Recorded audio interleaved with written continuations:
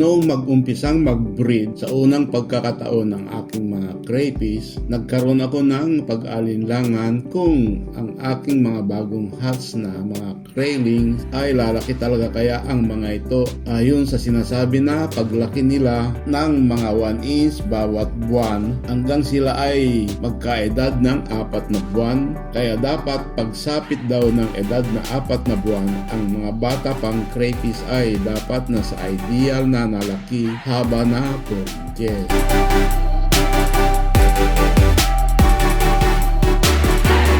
Kaya ang ating katanungan ay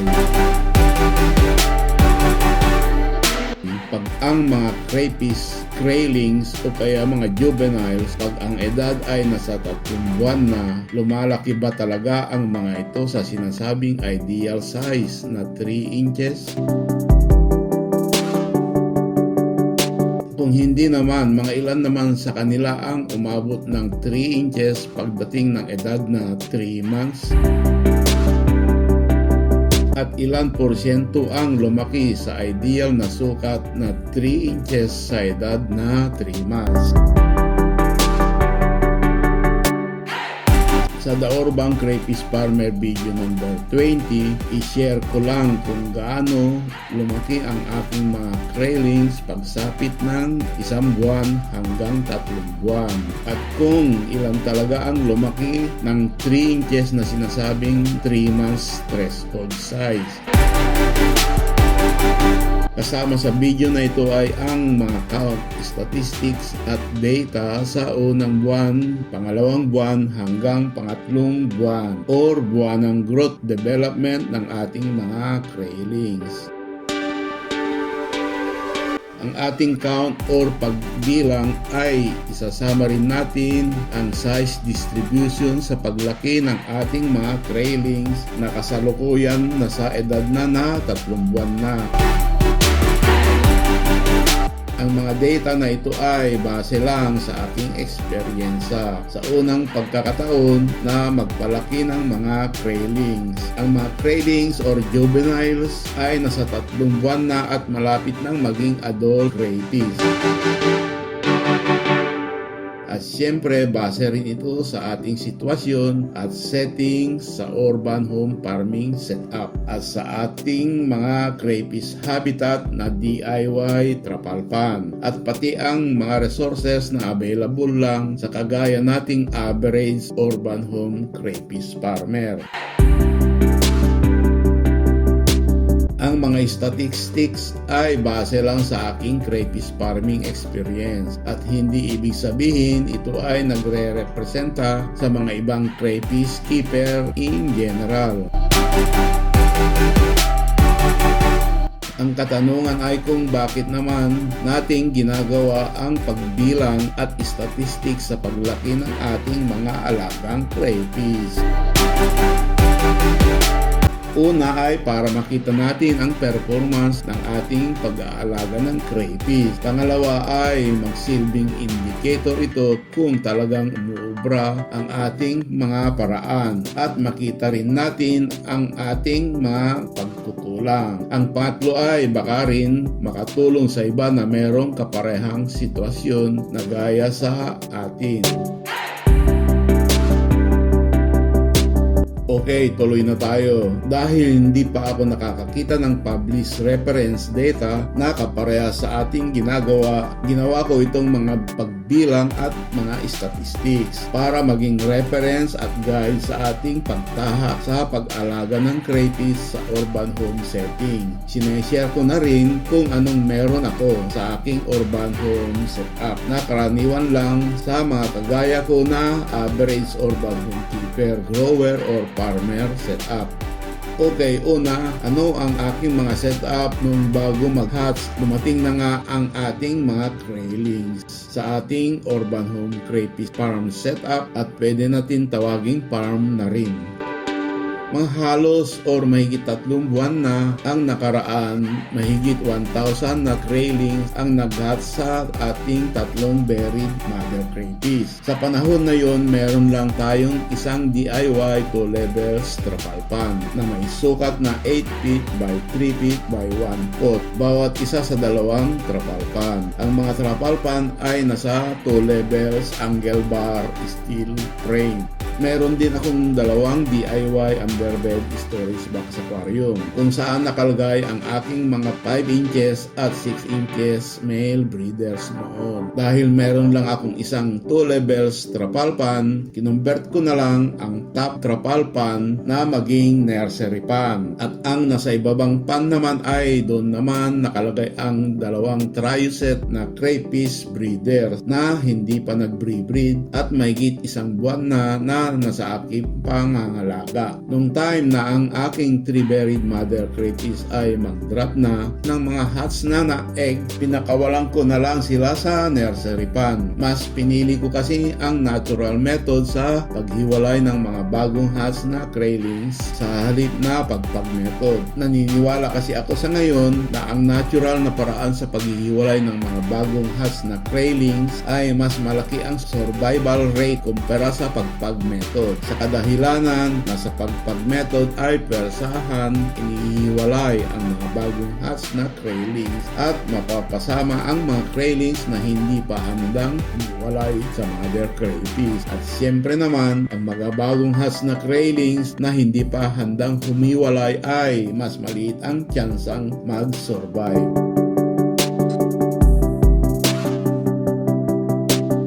Okay, punta na tayo sa aktual na dami ng craylings na nasa nursery pan. Ang una ko kasing estimate ay nasa mga 600 hanggang 700 craylings lang. Base kasi ito sa aking estimate sa dami ng mga eggs ng 3 mother crayfish na meron lang mga 250 hanggang 300 eggs bawat isa. Kasama na dito siguro ang mga hindi mapipisa. Kaya lang lumabas sa unang pagbilang at sa unang buwan na edad ng mga craylings na nasa mahigit 1,000 pala ang laman ng crayling ng ating nursery pan. Dito natin na-confirm na mababa lang pala ang mortality sa incubation period. Siyempre tama lang ito pag tama rin ang mga parameter sa kanilang tirahan gaya ng quality ng tubig, tamang pagkain at pag-aalaga at iba pa.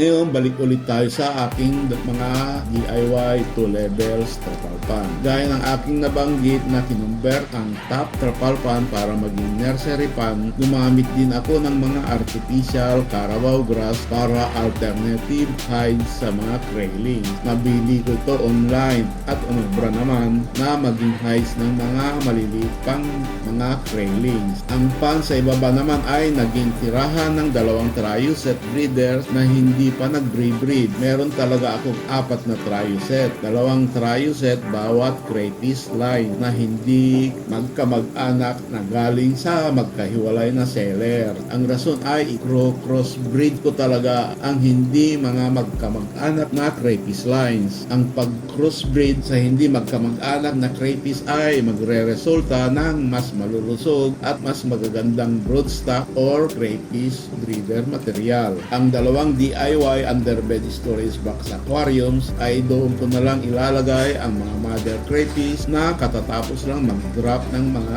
craylings. Pinaghulay ko muna ang mga male at female ng mga ilang linggo sa 2 DIY underbed storage box aquarium.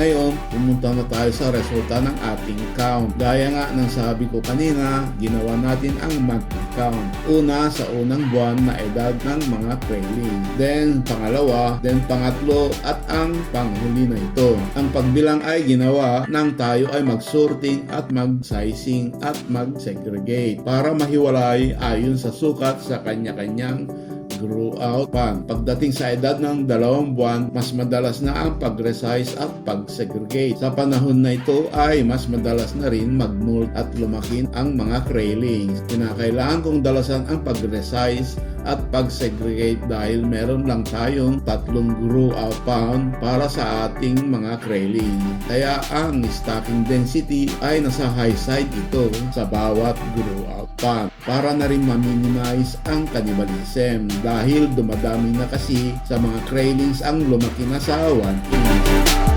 Ang unang buwan sa ating count, bago natin himayin ang ating count at statistics, sa unang buwan, ipakita ko muna ang mga data. Pagkatapos, saka tayo magbigay ng mga remarks para maintindihan natin. Ang mga percentage ng aking inilagay ay nasa average estimate base sa mga aktual na bilang.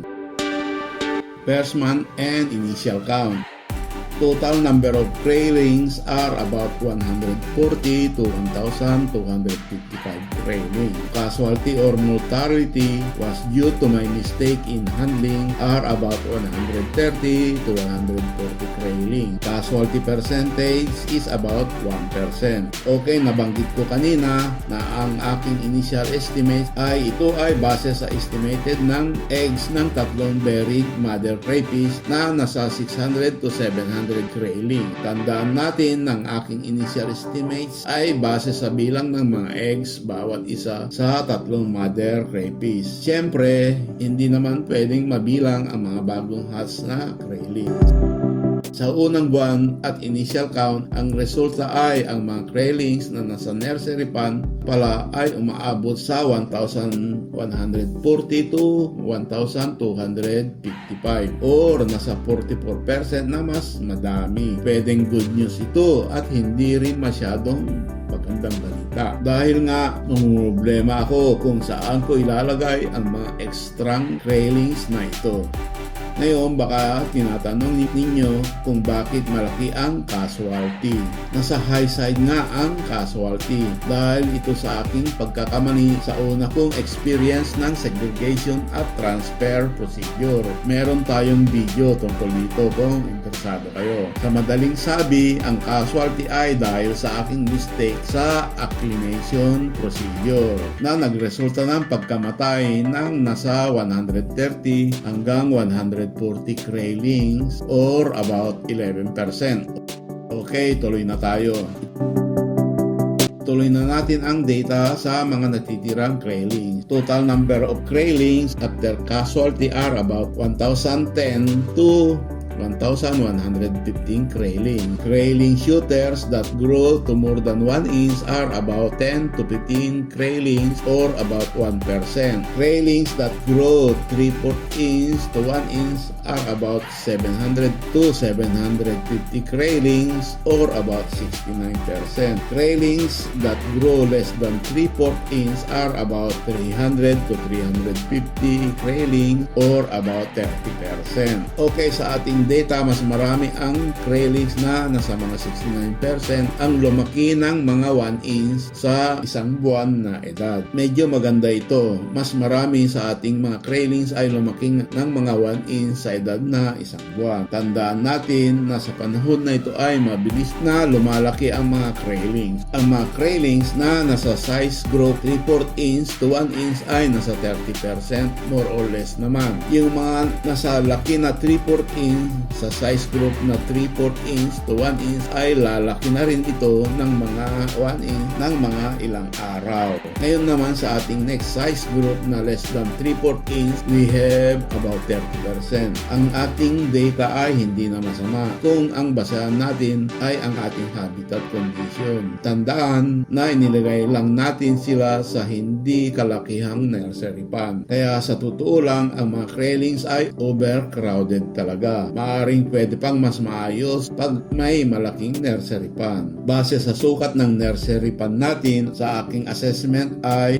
kaya ng pan ng mga 300 na crayling. Ito sana ang best stocking density kung saan meron lang tayo hanggang sa mga craylings ay aabot ng mga 1 inch siguro. Kaya kung susundan natin ang aking logic, kailangan meron tayong 3 nursery pans. Nakatulong talaga ang plastic artificial Carabao grass na high. Tugunan yung requirement na kailangan talaga ng maraming high kung limited lang ang size or area ng mga pans. Okay, next ay ang mga shooter size group. Ito yung mga mas mabilis na lumaki kaysa ibang grayling. Ito yung mga graylings na aggressive lalo na sa pagkain at pagkuha rin ng taguhan. Ito yung mga graylings na lumaki sa mahigit 1 inch sa isang buwan na edad. Merong mga 10 hanggang 15 na shooter graylings or about 1%. Ngayon naman, punta na tayo sa pangalawang buwan. Una ay tandaan natin na noong unang buwan ng sorting at segregation ay kinonvert ko na uli ang nursery pan para maging grow-out pan. Nagdagdag din tayo ng bagong DIY 2-level trapal pan sa ating setup para sa ating lumalaki ng mga graylings para magsilbing grow-out pan. Meron tayong video dito kung kayo ay interesado. Kaya sa kabuuan, sa ating second month, meron na tayong 4 na trapal pans or 2 units na DIY 2-level trapal pan, angle bar, steel frame. Nagdagdag pa ako ng isa pang DIY underbed storage box aquarium dahil nag-umpisa na rin mag-breed ang ating mga natira pang crayfish breeder. Kaya meron tayong 3 DIY underbed storage box aquarium sa edad na 2 buwan ng ating mga grayling. Okay, tignan natin ang count at statistics sa second month sorting at segregation sa edad na 2 buwan ng mga graylings na lumaki ng juvenile. Ito yung second month data. Total number of graylings on the second month are at about 750 to 850 graylings. Mortality due to cannibalism from first month data is about 25%. Total mortality from our first month initial count is at 30%. Okay, bago ang lahat, tignan muna natin ang ating data sa second month para sa mabilisang pagtalakay bago tayo malito. Una, ang mortality ay base sa total na nabuhay na crayfish sa first month. Kaya ang mortality sa ating second month ay 25% nga. Ang mortality ito ay dahil sa cannibalism sa mga lumaki ng mga graylings. Ang cannibalism ay direktang may kaugnayan sa pagmoult ng mga lumalaki ng mga grayling. Talagang pag nagmoult ang mga crayfish ay dito sila mahina at mas malamang naatake at karaniwang nakakain sila ng kapwa nilang crayfish. Expected na ang cannibalism ay lalala pa sa mga graylings paglaki ng 1 inch at sa edad na juvenile. Kaya ang mortality dahil sa cannibalism ay magpapatuloy hanggang umabot sila ng laki ng 2 1/2 inches to 3 inches or sa edad na 3 buwan. Sa stage na ito ay dadalang na ang pagmoult sa juvenile size at age. Ang iba pang mortality naman ay dahil din sa sorting, segregation, and transfer process. Ito yung mga casualties dahil sa pag-segregate kaya ng mga nagmumoult na timing pa sa pag-sizing at pag-segregate. Medyo hindi naman gaano karami para magbago ang mga average figures natin.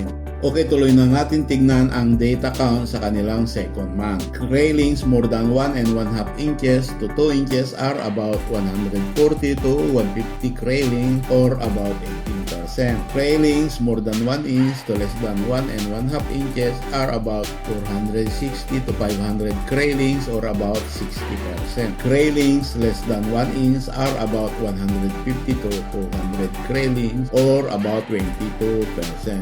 Pagtignan natin ang ating data sa pangalawang buwan, 18% lang ang umabot sa size group na 1 1/2 inches to 2 inches. Pagdating ng edad ng 2 buwan, dapat ang mga graylings ay nasa 2 inches threshold na dapat sila. Ang pangalawang size group naman na 1 inch to 1 1/2 inches ay nasa 60% naman. Dito makikita natin na karamihan ay nasa size group na ito. Medyo kinapos lang sa 2 inches na size threshold sa 2 buwan na edad ng graylings. Ngayon, ang mga pangatlong size group naman, yung mga natitirang 1 inch ay nasa mga 22%. Medyo marami pa rin. pagkain. Kaya talaga marami pa rin ang mga nabubuling mga cravings at hindi nakakakuha ng sapat na pagkain. Ngayon, tingnan natin kung ano ang dahilan kung bakit mababa pa sa 20% ang umabot sa 2 inches na size threshold sa 2 months old na cravings. Ang una, syempre, ang ating limitasyon sa laki ng ating mga grow out pans. Sa ating sitwasyon, sa ating mga settings, ang ating mga cravings ay naghati-hati sa 3 grow out pans. Ang mga cravings ay overcrowded dahil sa limitation natin sa laki ng ating grow out pans. Pangalawa, sa tingin ko ay nakaapekto ito. Tinigilan ko kasi ang pagbibigay ng dried talisay leaves. Nag-alala kasi ako noon una sa ammonia build-up na manggagaling sa mga nabubulok na hindi nakakain na dried talisay leaves. Medyo huli na nang ibalik ko ang pagbibigay ng dried talisay leaves. Kung hindi pa dahil sa dumami ang aking nakikitang gastroliths sa grow out pans. Ang mga gastroliths na nakikita sa sahig ng mga grow out pans ay palatandaan na ang mga nagmumult na craylings ay nakakain ng mga kapwa nilang craylings. Pagkabalik ng aking pagbibigay ng dried talisay leaves, ang cannibalism ay medyo nabawasan dahil hindi na masyadong marami ang aking nakikitang gastroliths. Okay, tingnan naman natin ang count at statistics sa pangatlong buwan. Ito yung data sa pangatlong buwan. Total number of craylings on the third month are about 625 to 645 craylings. Mortality due to cannibalism from second month data is about 24%. Okay, sa kabuuan, ang second to third month, ang total mortality dahil sa cannibalism ay nasa 40%. Na ang kabuuan mortality naman pag pinagsama ang mortality sa cannibalism at ang casualty ng aking mistake sa unang buwan ay nasa 50%.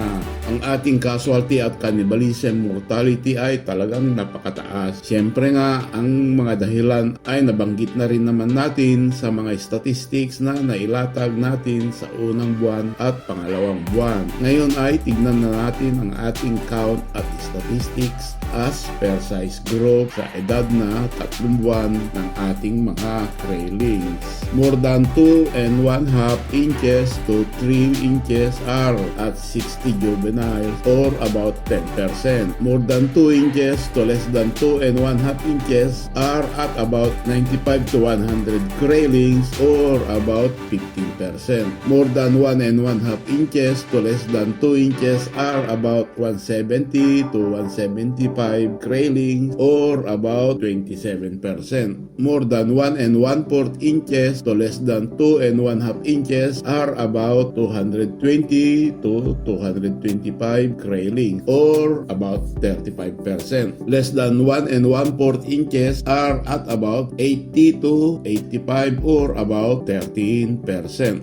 Okay, atin naman suriin ang ating data sa patlong buwan at ito na rin yung panghuling data. Una, sa size group na 2 and 1/2 inches to 3 inches ay nasa mga 10% lang sa mga natirang juvenile crayfish na umabot sa 3 inches threshold ng 3 buwan na edad. Medyo talagang mababa ito. Pero nasa urban home settings nga tayo kung saan pangunahin limitasyon natin ay walang lugar para sa malapan.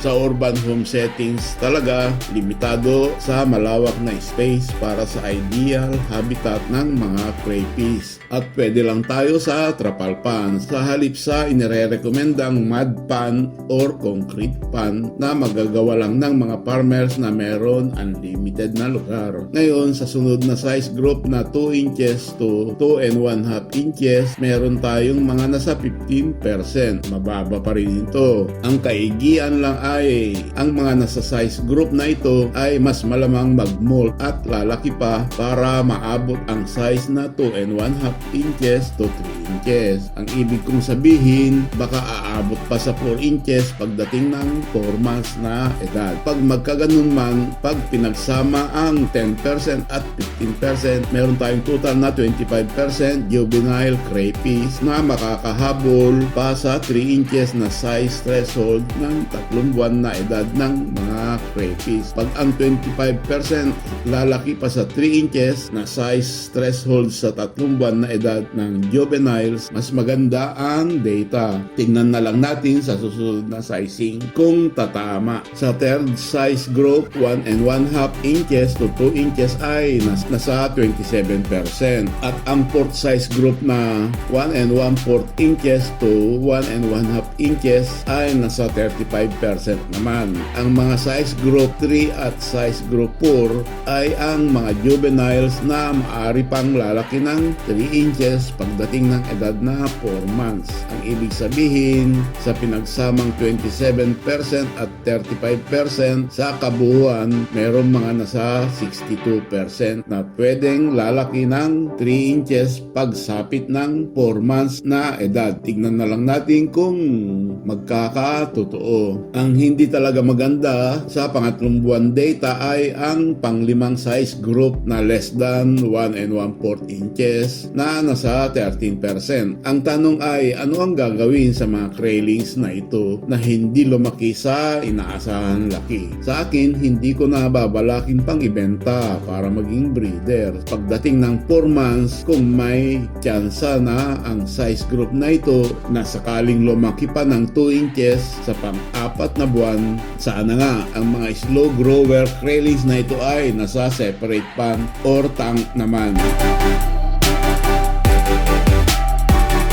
Okay, malapit na tayo sa dulo ng The Urban Crayfish Farmer video number 20. Punta na tayo sa summary. Ang lahat ng ating mga counts at statistics ay base sa urban home crayfish keeping o kaya pwede na rin farming setup. Ang mga counts at statistic data ay base sa kung anong setup lang tayo meron na ating na-explain kanina. Ang mga results ay pwedeng hindi pareha sa mga iba or pangkalahatan na pagkaintindi ng iba sa usapin ito at kung meron man kaparehong ginawa na. Ngayon, punta na tayo sa aking mga summary at observation pati na rin ang aking conclusion. Ang aking mga summary ay mga obserbasyon ay ang aking summary at mga obserbasyon ay aking mga conclusion lamang. Ang summary ng aking mga personal assessment na base lamang sa kung anong meron na resources at sa aking situation na urban home crayfish keeper. Nasa 25% lamang ang mga craylings na lumaki as juvenile sa sinasabing ang mga craylings ay lalaki ng mga nasa 1 inch bawat buwan. Sa 25% na ito ay 50% lamang talaga ang halos lumaki ng 1 inch bawat buwan. Ibig sabihin na ang paglaki ay halos nasa 1 inch bawat buwan. Hindi ko sigurado kung accurate ito sa iba, pero wala kasi akong alam na gumawa rin ng ganitong pag-aaral.